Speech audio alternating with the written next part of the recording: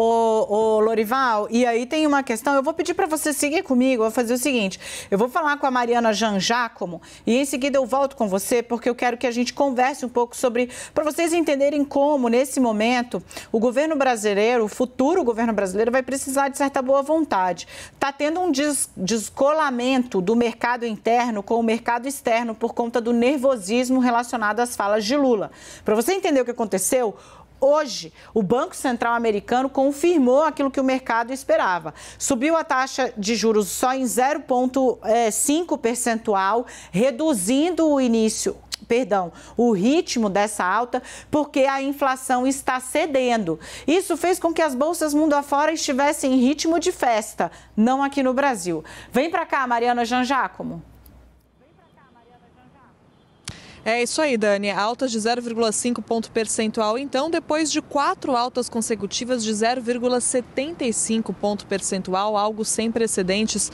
O Federal Reserve, o Banco Central Americano, realmente preocupado com a situação da inflação e agora começa a ver sinais de que talvez o mercado americano esteja começando a esfriar. Então, por isso, resolveu investir em uma alta um pouco menos agressiva, né, de 0,5 ponto percentual, diminuindo aí esse ciclo de altas enormes. Existia muito medo aqui, Dani, ainda existe, na verdade, de que os Estados Unidos saiam de um cenário de economia superaquecida e inflação altíssima e vão, na verdade, para uma situação de recessão, a situação oposta. Então, por isso, o Federal Reserve tomando cuidado aí para baixar, aumentando os juros ainda, mais um pouco menos do que anteriormente, porque começa a ver justamente esses sinais que você falou, de que a inflação está cedendo. A inflação aqui, dados de inflação novos, saíram ontem, mostrando que a inflação acumulada de 12 meses ficou em 7,1% aqui nos Estados Unidos, o que ainda é alto, né? Lembrando que a meta do governo americano é manter a inflação ali no patamar dos 2%,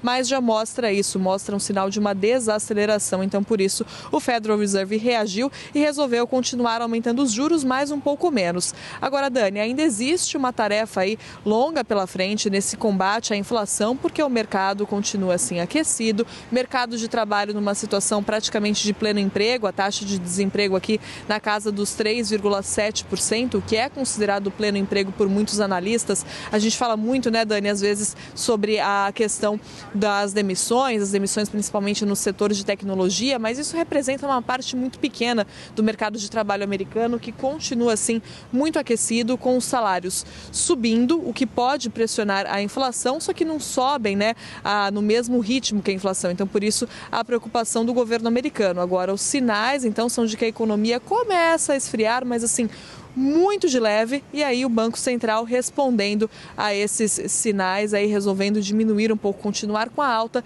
mas o investir, apostar numa alta um pouco menor, aí 0,5 ponto percentual em vez de 0,75, como vinha fazendo o Banco Central americano, fez nos últimos 4 meses, algo sem precedentes, aumentar 4 vezes seguidas a alta de juros em 0,75 ponto percentual, Dani. Obrigada, Mari, pelas informações. Vem para cá o Louri e o Fernando Nakagawa. Lula ontem, Lorival, por isso que eu estou te chamando aqui também.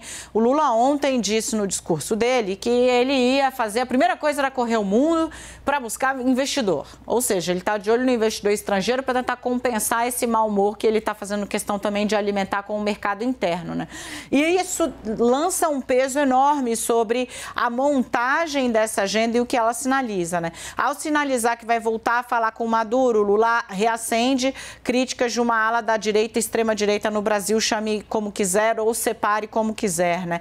Ao sinalizar também China, que vive uma disputa estratégica com os Estados Unidos, né, lá fora, também. Há uma outra questão que está, assim, muito em aberto. O que Lula vai fazer com a disputa Rússia e Ucrânia, né? E mais, quando for sentar com Biden, vai focar na pauta certa? Tudo isso tem um impacto muito grande, inclusive no plano que ele traçou, que é o plano de trazer investidores lá de fora, botar dinheiro estrangeiro forte no Brasil, até para dar uma diluída aí nessa grita do mercado interno.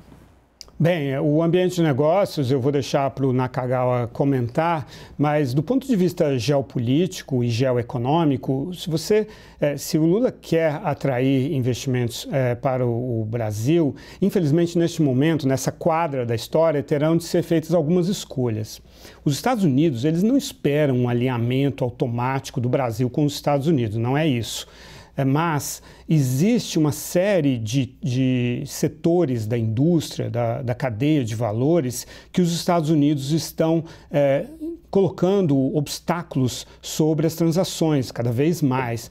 Tudo que está relacionado com alta tecnologia, com semicondutores, existem leis, portarias do Ministério do Comércio, uma série de medidas que estão sendo adotadas para, digamos, retardar o processo de desenvolvimento de inovação na China, tanto no campo civil quanto no campo militar. A China é um grande investidor no Brasil, os Estados Unidos também são, os países europeus também são. Mas existem áreas estratégicas nas quais o Brasil, de fato, terá de fazer escolhas. E haveria aí uma oportunidade para o Brasil organizar o seu ambiente de negócios para entrar na cadeia de valores deslocada da China, que esse é um interesse do governo Biden, trazer em termos de friendshore, de nearshore, ou seja, um país amigo, confiável, que tem uma energia limpa. Mas para isso precisaria dar uma bela limpada no ambiente de negócio. Você conversa com os empresários americanos e até mesmo com